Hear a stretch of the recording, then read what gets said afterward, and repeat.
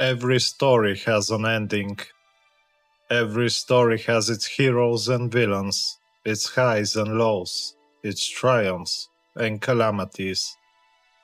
But this story did not have just one hero, nor just one villain. The tale of one crown, one Spain spanned generations. In the early morning, King Cyrus lamented the history of his house as he prepared for battle. Garcia inherited the kingdom of Galicia in 1065, and many expected him to be nothing more than a stepping stone for his older brothers Alfonso and Sancho. However, this is not what happened. He managed to secure his realm, assembled something resembling an army, and oversaw the development of one of the kingdom's most famous knights, Ethelfrid, who was responsible for securing his daughter's reign. Unfortunately, Garcia's mercy towards his enemies was not repaid. In fact, it was what caused his death. In 1079, he was murdered by Duke Nuno, one of the traitors he granted mercy to, and his daughter. And with that came the reign of Queen Alicia. There is a lot to be said about Alicia. She was a great queen that inherited the crown at a very young age, only 2. In her early years, she was forced to tolerate her father's murderer due to not having enough evidence, despite Sancho trying to find the secrets of what really happened. Regardless, when she came of age, Alicia kicked out her mother and exiled her for her crimes as regent, and quickly followed it by bringing Lobovimaranus in chains and having her hanged like a common criminal. Unfortunately, Duke Nuno escaped her grasp and later died of old age in southeastern Spain. With the chapter of her father's murderers being closed, Alicia focused her attention on her father's dream to unite the 3 crowns. Following a long war with her uncle Alfonso, Alicia managed to defeat her enemies and fulfill her father's dream. Sadly, after a brief pause and a respite from war, Alicia caught the smallpox on her way home from a wedding and later died. As a participant in the first and only crusade, she was a true Crusader queen. In 1114, a young man took the throne. Alicia's eldest son, William, named after his great-grandfather, the Conqueror. Perhaps surprising to some, William decided to embrace his Castilian heritage. Instead of being known as the King of Galicia, he made the title of Castile his primary one. Eager to crawl out of the shadow of his mother, William quickly tested his strength against the Muslim taifas in the region, coming to the conclusion that his army is not only adequate, but far superior to any of his neighbors. This confidence led him to claim the title of King of Navarra, and soon after conquered the lands themselves. Then came the first highlight of his reign, when he officially reformed the 3 crowns and united them under one banner, earning himself the title of Father of Spain. William was a true warrior king. However, war was not his greatest contribution to the Jaimena dynasty. In the year 1145, there were 3 major powers left in Spain: Castile, Ausark, and Al-Andalus. William managed to find a claimant for the throne of Ausark and lured him into his court. He promised to push his claim for the kingdom. However, there was a condition. His daughter Sancha was to marry the claimant's eldest son, and one day their child would be of the Jaimena dynasty. This was Cyrus. The whole court was in uproar when King William decided to disinherit all of his sons, daughters, everyone except Sancha. In life and death, Willem was a legendary figure. He only suffered one major defeat against the Queen of England Matilda. The year was 1173. Unlike his ancestors, Willem lived a full life, passing at the age of 76. Queen Sancha didn't have the time to do anything of note. She inherited the kingdom at a very late age. Her reign was full of war and pestilence. However, she did manage to preserve the kingdom and stop a rebellion against the crown. Nonetheless, she had her role to play, and thanks to her, the servants now whisper, "Emperor, Emperor, Emperor."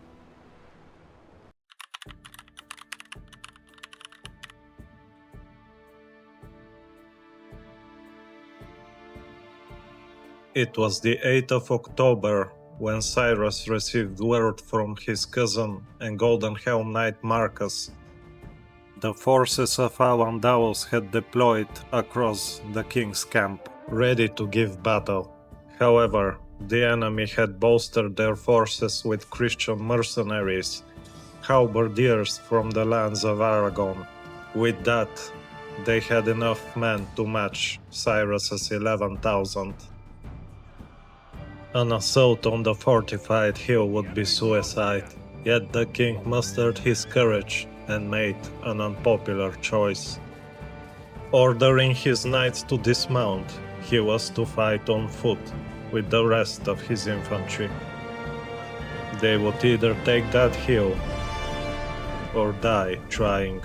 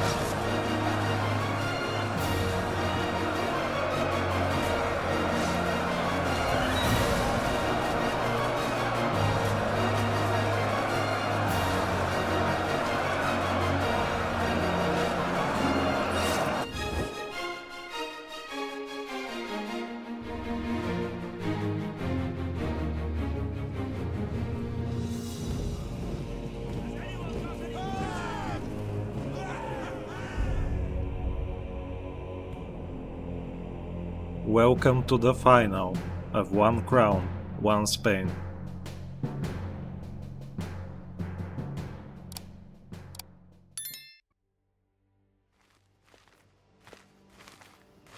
After Cyrus's victory, I decided to give chase. However, it didn't turn out as I expected. Malik Yahia's forces were a bit too fast for me, so I had to settle for a smaller force. Nonetheless, I caught them. And, of course, our dad had to intervene and drag us into a revenge war. Now, revenge for what, you might ask yourselves? Well, apparently some French duke killed our uncle like 2 years ago, and this is a perfectly reasonable excuse to have thousands of men kill each other on an empty field. I was a bit tempted to just decline and break the alliance and kinda take my own kingdom, but I accepted. There was a reason for this. I just figured that it would be a lot easier to take out Andalus territories if me and Cyrus's father declared separate wars. That way it would happen twice as fast, so I went with it and continued the war and upgraded my legacy. Then I continued my chase, and what do you know, I started seeing red borders. Who do you guess this is? Well, the Duke of Leon, our rival, joined the side of Malik Yahia. But neither of them wanted to do anything with me, so they fled north and took to the sea. I was like, okay, I started sieging, and one siege later, the war was done.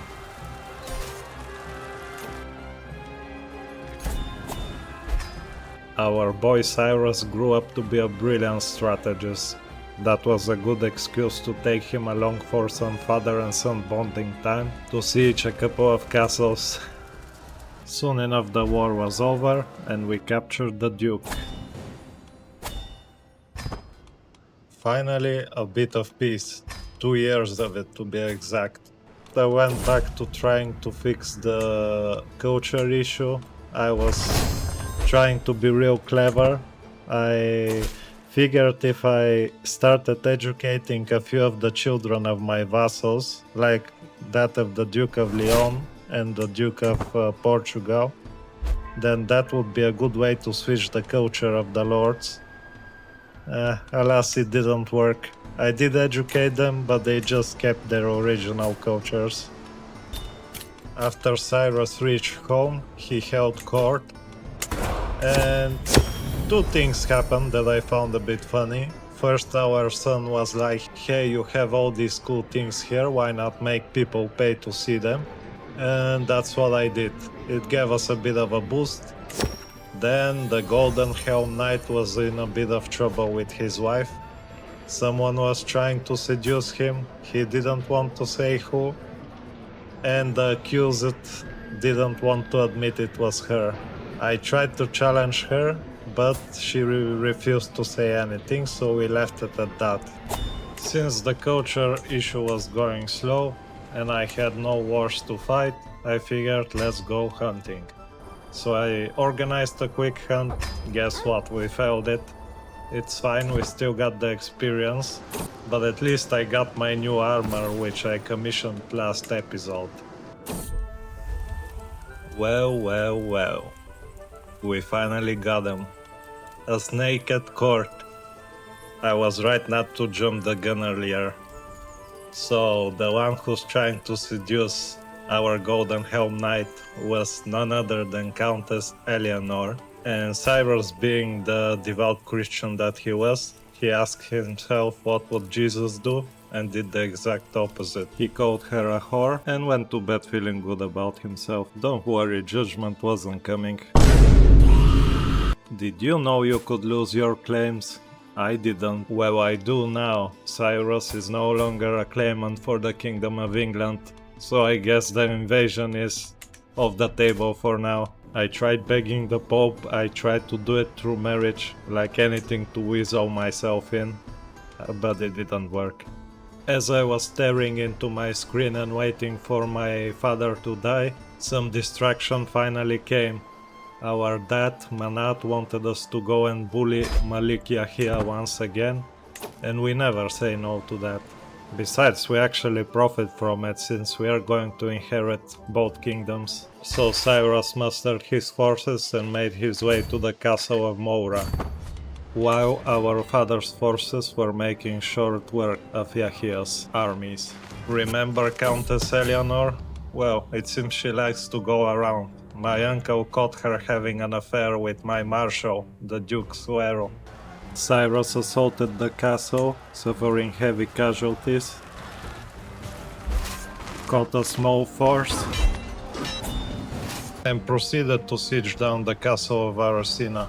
After which I was eager to put an end to the war, so Cyrus went right after Malik Yahya himself. Now comes one of those big howevers, however, because I didn't check his forces, and as the battle started I was a bit shocked at how fast I was losing men.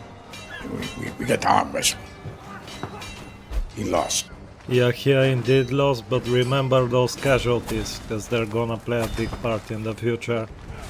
With the lands of Castile finally at peace, I went back and focused a bit on building up my cities and castles. After which I went on and organized another hunt, and we had an unexpected guest. Malik Yahya II himself came, and he even wrote us a poem. A lament for the king, men need not fear as lives depart, crossing to quiet death with noble heart, and hope only for memory's grace, their time of conquest ended, apace. Very beautiful. Turns out he's a great guy. I actually really like him. I do want to preserve his house, so we'll see what happens. And just like so, the hunt began, and at first we didn't have any problems. You know, Malik Yahya is our enemy, but that doesn't mean we should disrespect him. And that's exactly what one of our dukes did. Can you guess who? That's right, the Duke of Leon, Alfonso, bumped into Yahya's horse as he was trying to dismount. Of course we scolded him, and soon after Cyrus took down the beast himself. Cyrus was never a perfect man, you know, he had his flaws. However, he never struck me as a cold-blooded murderer, so when a messenger came from one of our dukes, Juan, and the message read that we should kill the messenger, I kinda took her under my wing. I figured that this is exactly what someone like Cyrus would do. So I took her in and married her off, and her husband became a knight. Meanwhile, things in the world were developing. The Cumans, for all their past glory, had now completely shattered. There was nothing left of their former empire, or Great Khaganate, whatever you would call it. But not all was lost for the worshippers of Tengri, for Khan Saru was terrorizing the Holy Roman Empire, practically splitting it in two. Everybody has their problems, and Cyrus didn't sign up to be the savior of the world, so he sent some prayers and good vibes to the Holy Roman Emperor and hosted a feast in Coruna. The feast was fun, everyone was there, Cyrus's wife, his knights, his friends. He only knew what was about to follow, but not yet, not yet. After the feast, I finally felt like I was in a good spot, everything was going well, so I figured why not reform the culture. When you say Spain, I kinda imagine like these big trading ships, I don't know why. I always felt the same way about England, maybe it's because of what happens later in history. With that being said, I decided to kinda upgrade my coastal cities to get more gold out of them. Probably better options, but that's what I chose. Then came the moment that changed everything for Cyrus. Losing 8,000 men usually doesn't come with any consequences in Crusader Kings 3, but this time it did. Someone had to take care of all those widows, and let's be honest, like, you probably saw it by now, but Cyrus is a bit greedy.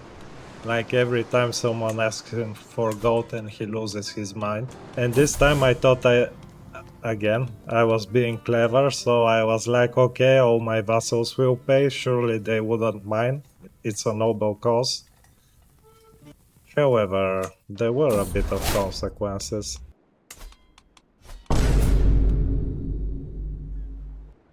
Oh man. Look at this, bro, this is every man's worst nightmare.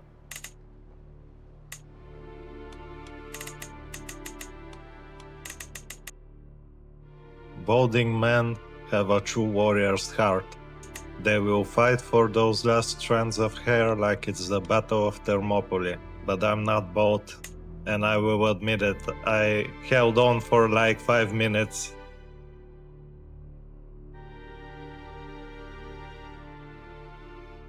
From this moment forth, Cyrus started wearing his crown a lot more often. And if you're thinking, was this it? Is this the big reveal? He just got bald?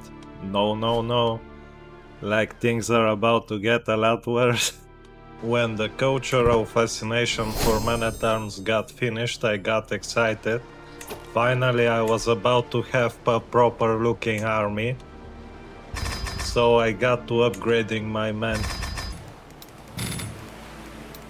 And then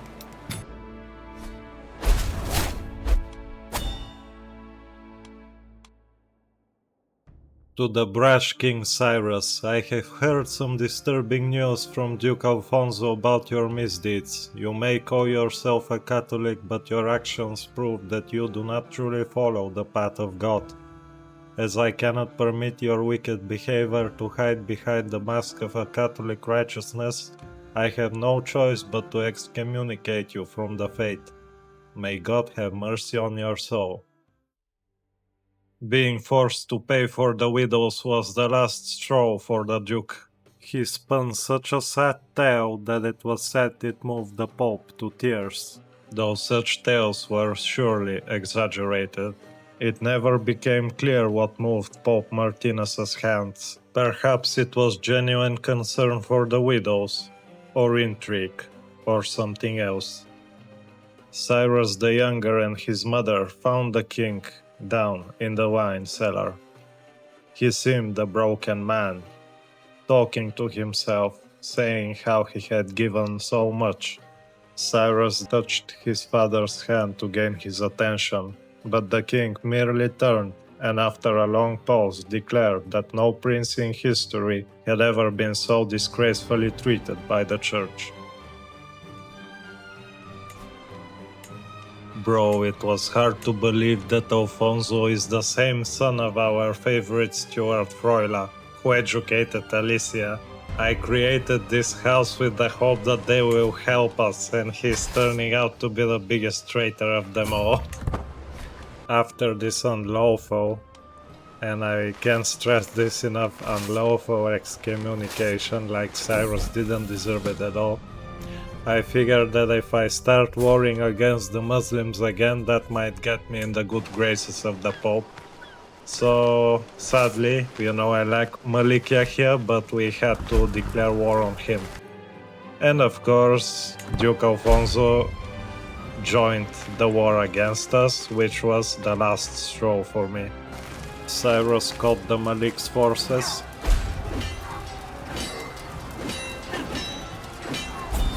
Then he sieged down Arosina and headed north to confront the traitor. He never stood a chance. Then we murked the Merc, and the king headed for Lyon, hoping to capture Alfonso. He's such a snake, bro. One siege later and the war was over, but the Duke wasn't gonna get away that easy. We provoked him to war, defeated him, and got back to sieging. And it was at this point that I noticed Cyrus's father Menat was sick with measles, which meant that he was soon to inherit his full kingdom. And after a final clash, the war was over, and Alfonso was in chains. The timing couldn't be more perfect. Just as we won the war, Cyrus inherited the kingdom of Ausark, and finally, it seemed like our goal was in sight. Duke Alfonso was many things, but a stupid man he was not. Cyrus knew this, so he kept asking and asking, how come the Duke found such boldness to act against his king? Did others share in his treason, or was he alone? What kind of a reassurance would give such bravery? The questions kept piling on, but no answers were given. As if in protest, Duke Alfonso kept silent, staring at his feet. Torture him, the king said. Cyrus the Younger and Marcus were happy to oblige. But no matter how long they labored, how hard they struck, nothing came out of Duke Alfonso's lips. In the morning, the now retired Golden Helm Fernando read Alfonso's sentence and asked him if he had any last words. The old duke only asked one thing, for his regards to be sent to the newlyweds. Whispers spread through the crowd like wildfire, and even King Cyrus found himself frowning, trying to figure out what that meant.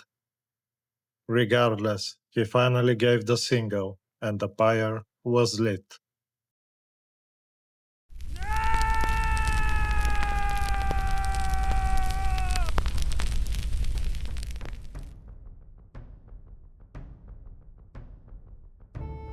The Duchy of Leon went to Sir Jamie. Perhaps you can remember Ailo from a few years back. Cyrus saved her from being murdered. Let's hope we see more loyalty from them. And with that, the Duchy of Leon was secure. There was a trend developing in the past episodes where I would win a war, say let's have a tournament to celebrate, then I would open the activity menu and start complaining about how expensive it was. Well, I decided it would be criminal if we didn't host at least one tournament, and what better occasion to celebrate than the inheritance of Ausark.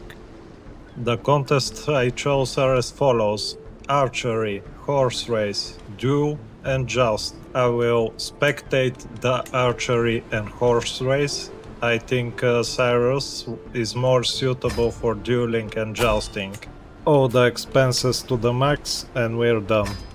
As Cyrus was waiting for the archery competition to start, he went to the tourney grounds and met an unusual knight. A foreigner from a distant land, and a woman at that. She was showing off to the crowd, yet the king was not too impressed himself. My gaze drifts over the crowd, the general hubbub flows around me, all spectators engage in conversation. Jaimeno is staring directly at me, our gazes lock before he immediately breaks eye contact, flitting his eyes around anywhere other than me.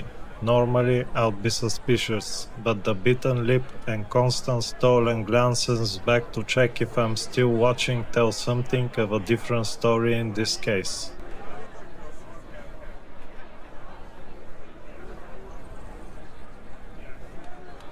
Fucking disgusting. My cousin and acclaimed knight Magnus won the archery contest. Some guy named Wally won the horse race over King Henry of France and Duke Amaric. And after all this time, it was finally Cyrus's time to shine. Originally, I planned on covering every single duel and joust in great detail, but I'm telling you, like, there's no point. Cyrus outmatched his opponents by so much that it even wasn't funny. Like, he would start the match at 97% progress of winning, and this repeated over and over for the duels, then for the jousts. I think only in one joust there was an actual risk of us losing. Let's face it, Iberian kings are constantly at war. Like, it's not even a comparison. Cyrus, William before him, their entire life is war. A tournament like this is a game to them. So Cyrus won both the jousting and the dueling, and the other contests were won by the people I mentioned, like Wally and Magnus. Also, I think that if you win your own tournament, you get like lower tier prizes. Maybe it's this way due to balance, I don't know. But I did notice that my rewards were famed items, and the others got illustrious. After winning glory all around, Cyrus got word. Malikia here had sadly died, leaving a young boy on the throne. We had no choice. We had to take all the land, but the king was going to stay out of this fight. Instead, he was to give command to his eldest son, Cyrus the Younger. For the first time in his life, Cyrus knew what it was like to rest. Briefly before the tournament at Burgos, he had dispatched Duke Jaime to deliver a message to the Pope. Cyrus was hoping that his excommunication would be lifted, considering he was known as a paragon of virtue. Meanwhile, life was good, and Cyrus devoted his time to the things he loved most: riding, archery, and entertaining his wife with war stories. And after a long journey, Duke Jaime finally returned, bearing a message with the papal seal. In the south, the prince was proving to be more than a capable commander. He destroyed the forces of Al-Andalus and sieged down their capital, and while they managed to evade him for some time, he eventually caught them and finished the war. What better gift could Cyrus give to his father than a step closer towards his dream of becoming emperor? Cyrus rode his steed past the gatehouse of Santiago, expecting a triumph.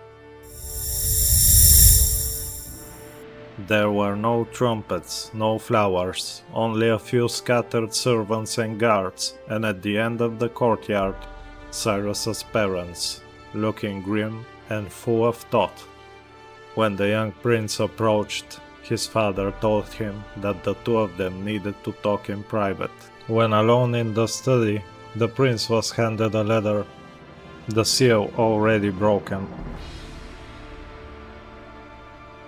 To Cyrus, who yet dares call himself King of Castile, from the seat of St. Peter, and by the authority vested in us by the Holy and Apostolic Church, we, servant of the servants of God and vicar of Christ on earth, do address thee. It hath been many years since thou wert cast from the grace of Holy Mother Church.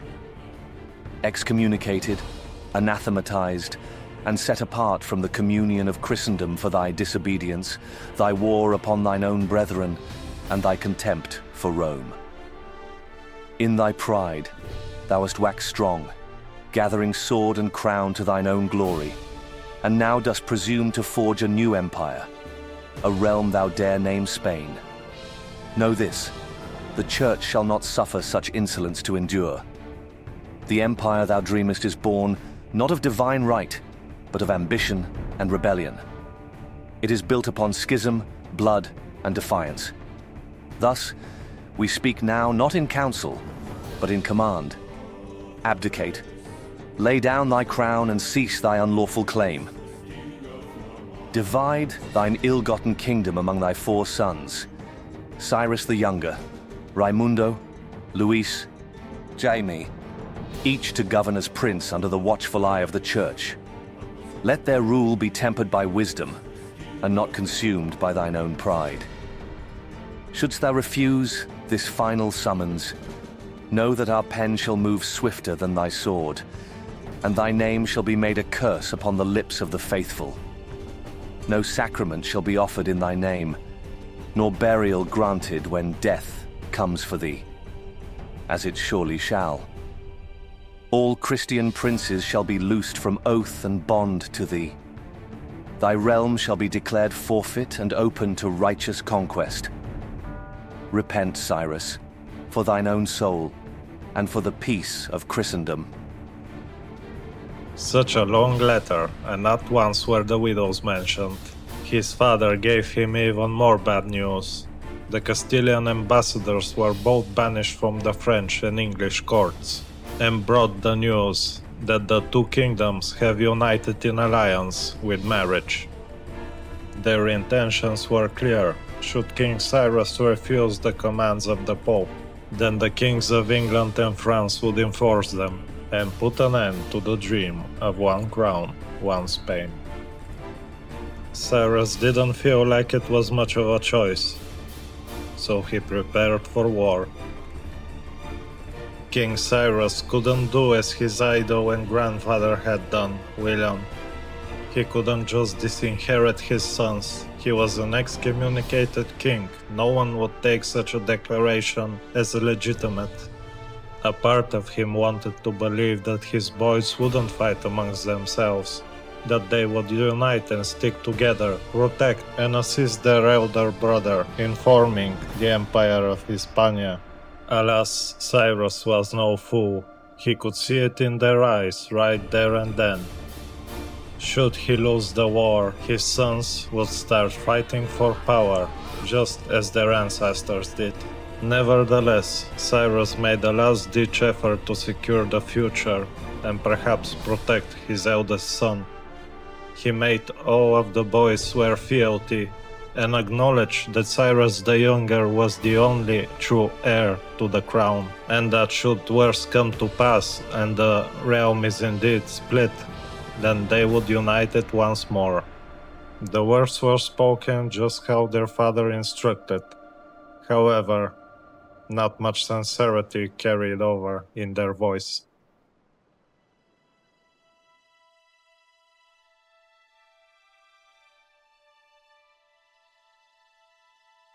This is the big review, okay guys? I hope the wait was worth it. This series is ending either in victory or defeat. No do-overs. The King of France has declared an excommunication war on us, assisted by the King of England. So the Empire of Hispania is at stake. If we lose, our kingdom will be split. There's nothing we can do. If Cyrus dies during the war, our kingdom will be split again. So the only way to victory is if we manage to enforce our demands, so we can lift the excommunication and then disinherit our other sons. But as of right now, we have to fight. No one is coming to help, no allies, apart from the vassals that will join willingly, which aren't a lot sadly. But my reasoning is, excommunication was a big deal back then. It's no small matter. You're basically blacklisted from the Christian world. So we are fighting this battle on our own. And as you can see, we are kinda outnumbered. So lay back and relax, because the War of Widows is about to begin. King Cyrus decided to split his forces in two, one commanded by himself and the other by Cyrus the Younger. Once the troops were mustered, they headed down the coast to reach the border with France, hoping to catch King Henry's forces before they reunite with England. A few sails started to appear over the horizon, and soon enough, 2 ships turned to 10, 10 to 20, and before he knew it, Cyrus was staring at a huge armada. England and France were here, the French led by their king, Henry III, and the English by their crown prince. Both sides were eager to give battle, and soon met for a violent clash. Just a reminder, the forces will be at 100% when I initiate the battle. Welcome to the battle for Spain. Now let's see what we are dealing with. We are fighting both England and France. The battle is 10,000 versus 10,000. I had to downscale it, no other way. Even this is a bit too much for Attila, but I hope it's bearable. I'll see. Now I'm preparing a little trap for their army. I have my calf hidden here. And here I have a bunch of crossbowmen, skirmishers, spearmen, all hidden. I told them not to fire. So once they engage my main line, I'm going to try and flank them from behind with all these troops here. The only thing that I suppose depends on this succeeding is how well my lines hold. Because I managed to cover France in a previous battle, but I think this is the first time we see England. England is very similar to France when it comes to unit compositions. These are their levies. This here is England, I think. Yes, some Welsh are here too, but you can see the lions and stuff. Now these guys worry me. The ex-sergeants, they can tear through our lines like it's nothing. Sergeants, again, England is the same as France. Their levies are like super elite. Oh, this is France. They have like man-at-arms crossbowmen. Here, England, France, I think. It's a big mix. So the two armies are even. We'll see how they do. By the way, they like still have a 10k army out there. Like their total number of units is around 30,000, 35,000, I think. So if I remember correctly, and it was 35,000, that would mean they have another 15k somewhere. What we need to do is not lose here. The way I have it in my head is if I lose this war, the series is considered a failure. You know, we didn't manage to unite Spain. We're just back at square one with a bunch of brothers trying to kill each other. I hope my archers are enough. And here we go. It's about to go down. They didn't spot my units, so this is like okay. Also, like I have a second trap in mind. My general is here with 3 units of heavy cav. My idea is that for now he's hidden, like they don't see him. Once the lines engage, he will swing around the hill and kinda hit them at the flank. And here we go.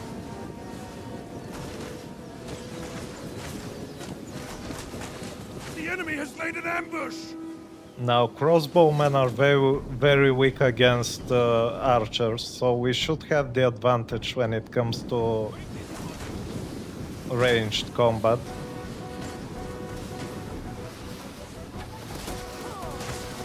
Zero chance, like we are too strong.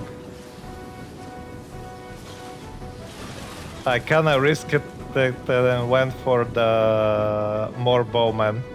Let's hope it pays. Oh, yes.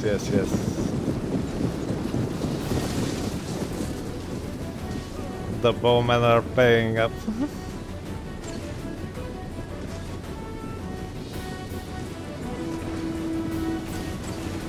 Beware! Our hidden units have been revealed! Now let's stop them from firing. Ready for battle! These guys, we have to catch them. I'm gonna try to manage the battle myself. I'll see how we do. For now, I think the general may need to... Now these guys will be like 4. I will tell them to engage in a moment.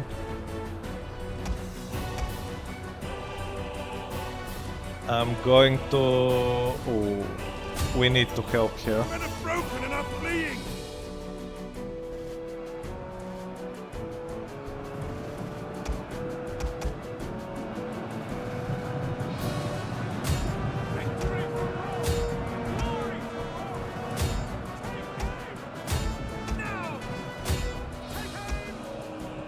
We're going to be shooting at this big blob.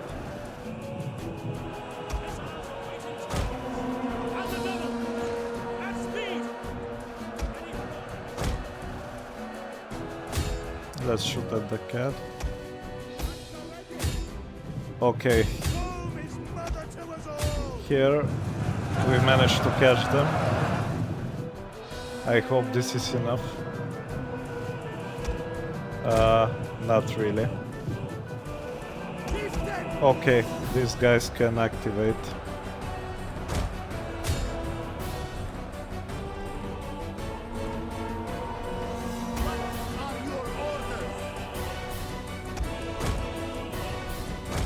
I'm going to swing around the cap like this, just so they regroup.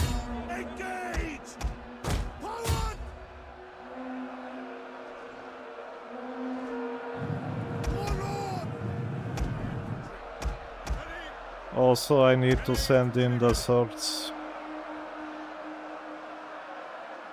Anyone who breaks formation will be punished.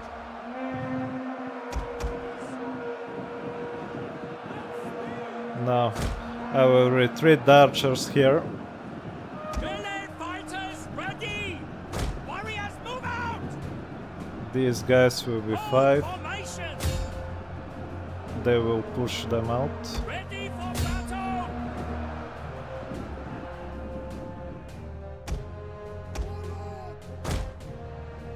Quickly now! And it's time for the general to activate too.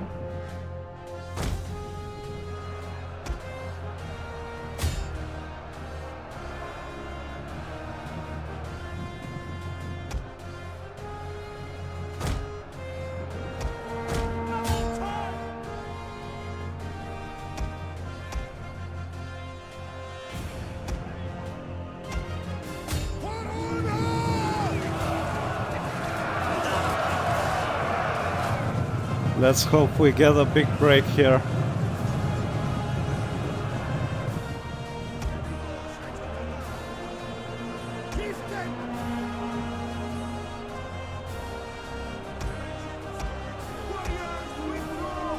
Our men flee the field of battle.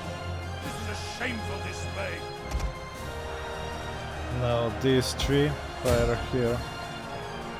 These here, fire here.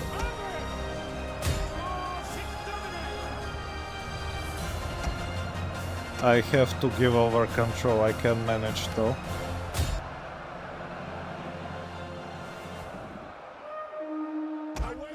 Orders! Engage! Here, these guys will free soon. Quickly now! For the gods! The brave ready for orders! Now these They have guys revealed their concealed men! will be 5.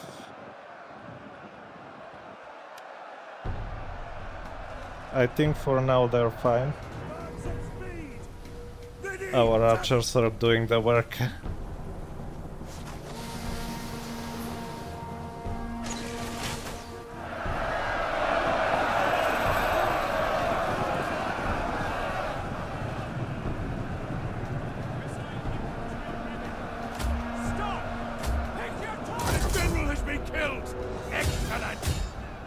Now we're gonna start to see a lot of damage being done.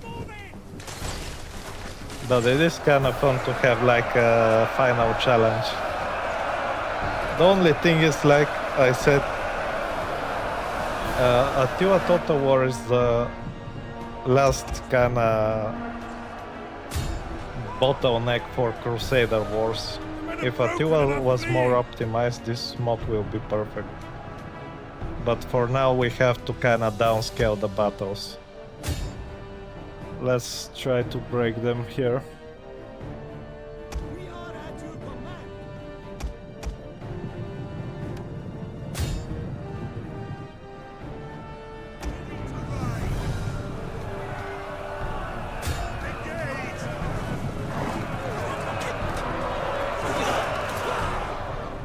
Yep.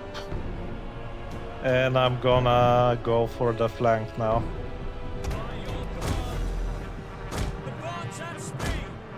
Ah, you know what? Let's just swipe them hard. I think we can go for it. Like full charge.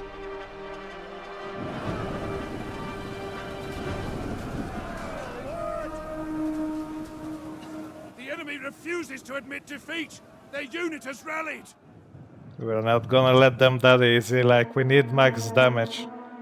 I doubt that this will be the last battle, we'll see. Like, sorry, I did give a lot of like bonuses to the AI, by the way. For the gods. I gave them every chance to win.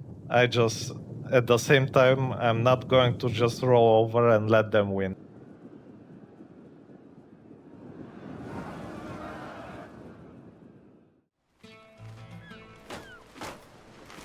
At first I was kinda nervous to play this war, but when I saw how much damage we inflicted, I kinda relaxed at this point. Then I looked down and saw that we're at 0 war score, which kinda depressed me, but nevertheless I went with my original plan to go for the border with France and maybe catch them for another battle. Luckily I managed to recognize what was happening. They were doing the same thing. They were going to go by sea and land at Santiago. So I headed back and managed to catch them for a battle.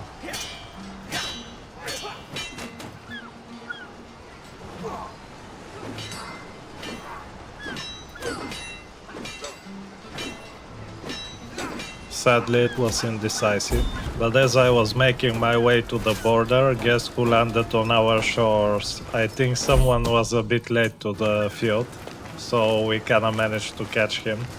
Now the King of England, you know, he used to be Crown Prince. At this point I was starting to really feel like I was doing a dent, so I kinda bravely marched down the coast and engaged them in another fight, quite confident in my own troops. And once all the armies were in, I initiated the battle. Riders forward. For this battle I'll be talking over what happened. I had the usual setup, you know, the main line on group 2.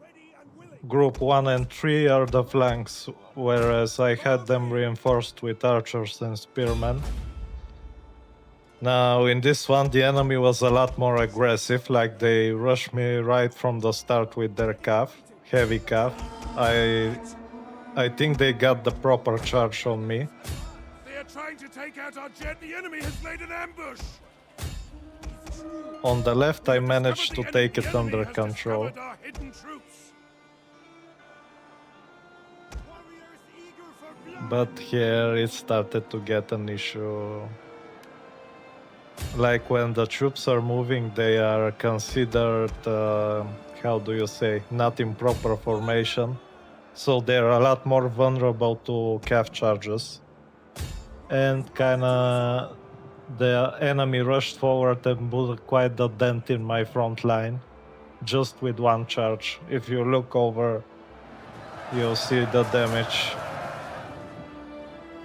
Nevertheless, I was still very confident in my troops.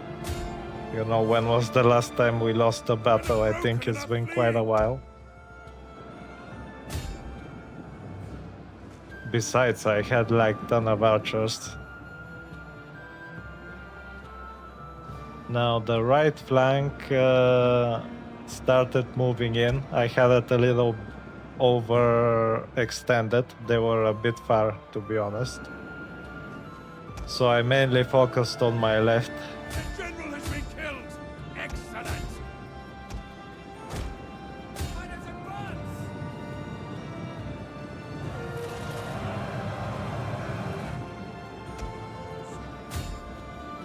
Now here I expected to do a lot more damage with the crossbows.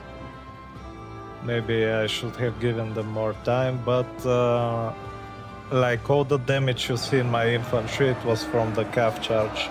It wasn't from the fighting. So now I was starting to get a bit worried. But I saw that my right was kinda nearby, so they were close to helping.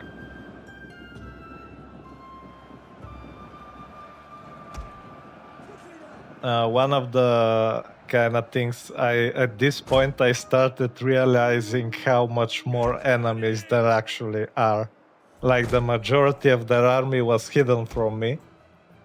initially I thought like the first line we engaged, I thought this was it. And now all these troops started to emerge from the back and I realized how screwed I was. But still, in my mind, as long as they engaged like the battle line, I would be able to hold them off until the cav did something. And here I managed to get their general.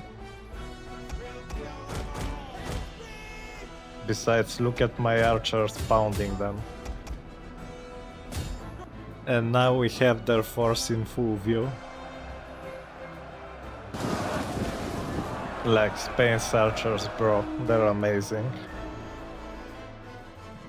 They don't have like the cool units like halberds and stuff, but I think it's a decent trade-off. Now we are at a stage where the battle lines are completely committed.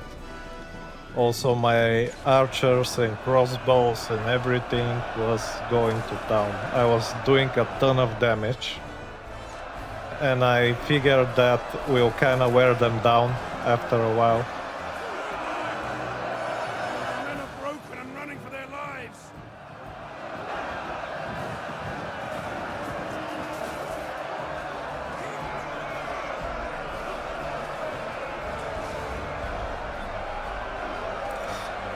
Now, as I was looking here, I kind of realized how much my right flank is stalling.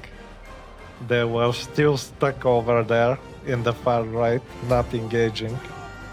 I think they were stopped by a couple units. And here this is the moment where I really started to panic because I started seeing the writing on the wall. I was slowly being enveloped. And my center was crumbling. The men are broken and are fleeing. So here I started to fire in the back of this huge blob, like hoping to free up my swordsman so I can kinda seize the middle.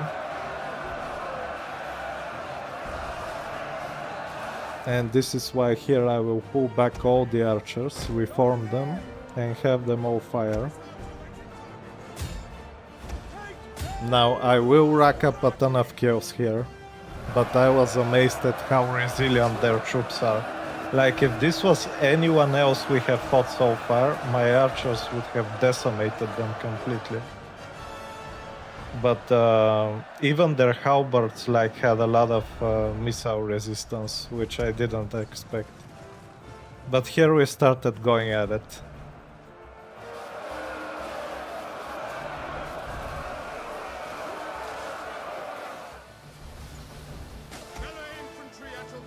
Like again and again, volley after volley. I think like the majority of kills in this battle were from our archers, by the way.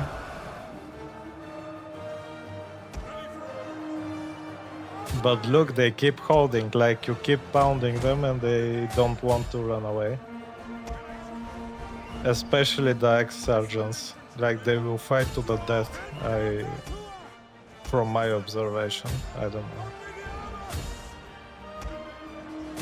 And The men are broken and are fleeing. now things start to go bad. My left flank completely crumbled, even though I managed to kind of fix the center.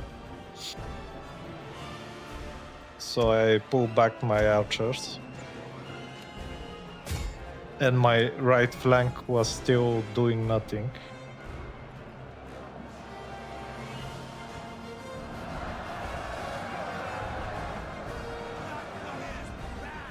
The men are broken and running for their lives. There were a lot of mistakes I did in this battle. Like, half my troops were off base, like off position. My right flank, the right flank, my mistake was that I put them way too far, like too far. They didn't have time to join the main battle, you know.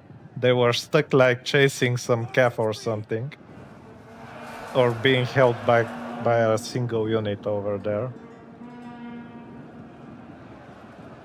Even though I still tried to do as much damage as possible at this point. Like, I realized I couldn't win. I had screwed it up too much. And besides, like sorry, but this was all their infantry. I did screw up, like on my part, but also their infantry was really strong. I'm not gonna lie, like at this point I started thinking about saves coming. I'm very rarely tempted to do it, but I started freaking out because in a moment you'll see, like I couldn't save it. I really tried. All that was left was my right flank and my archers from the center and the crossbows from the left. So I kinda started kiting them. And over here, my entire general unit got wiped out. Like, just straight up wiped out. He didn't even flee. Which means there was a very high chance he would get captured. This is why I said I started thinking about saves coming. At this point, like, all my resolve shattered because I started thinking how they're gonna capture my king and the whole war will be over. Like, the playthrough would be a failure. Not gonna lie, I was very worried. But nonetheless, here I managed to kinda get my act together and realized I could rack up a lot of kills. So I used one of the archers to pin them down and the others to kinda shoot at their flanks.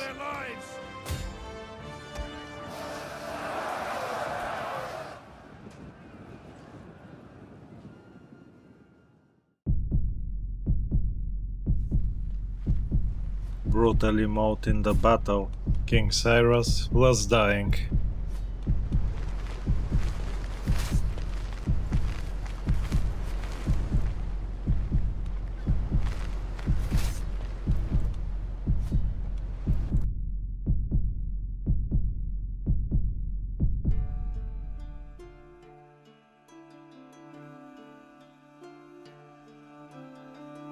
Men need not fear as lives depart, crossing to quiet death with noble heart, and hope only for memory's grace, their time of conquest ended apace.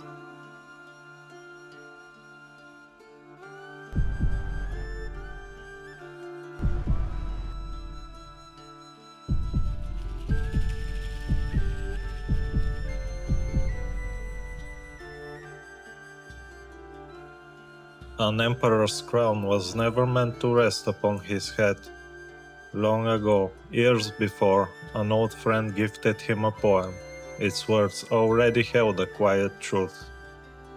Cyrus could have taken the crown, and perhaps more, but alas, no matter how much power or wealth filled his hands, nor how many mouths sang his song, the truth remained. There would always be one more empty space on the wall of his dreams.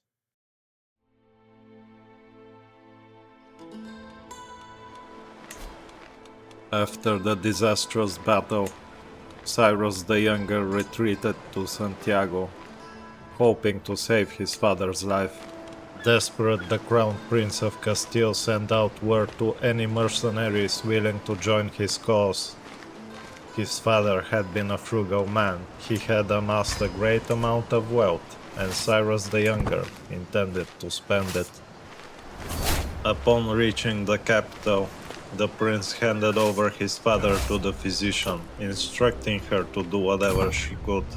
Then, as quickly as he arrived, he turned his armies to the northeast, hoping to catch the allied forces as they disembarked.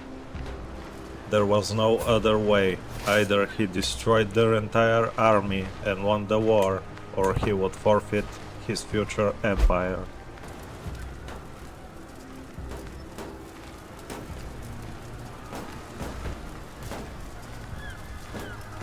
Both father and son were about to fight for the future of Spain, each in their own way.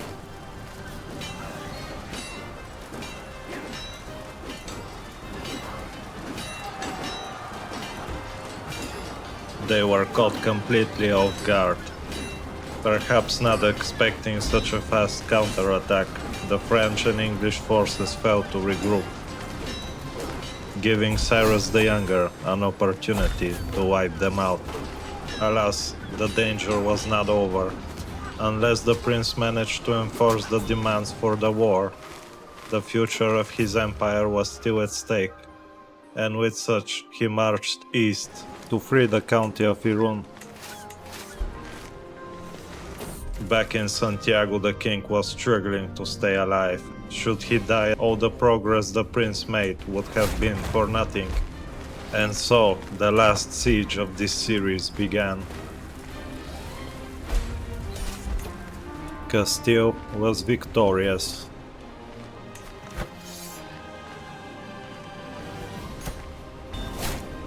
And finally, after many years of slander, King Cyrus of Castille was vindicated. With the unlawful excommunication lifted, he was able to once again dictate the inheritance of his realm.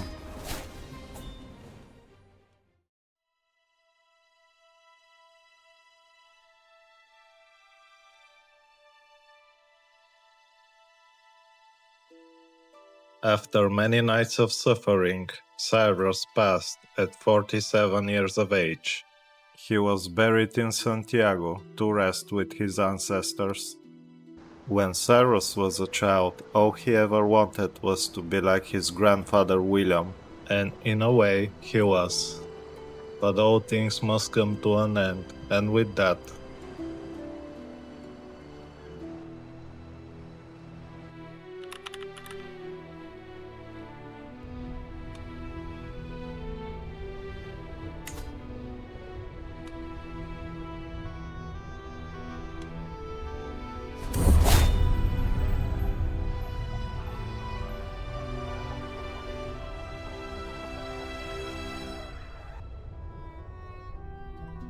and I give you Emperor Cyrus the Conquistador of Spain.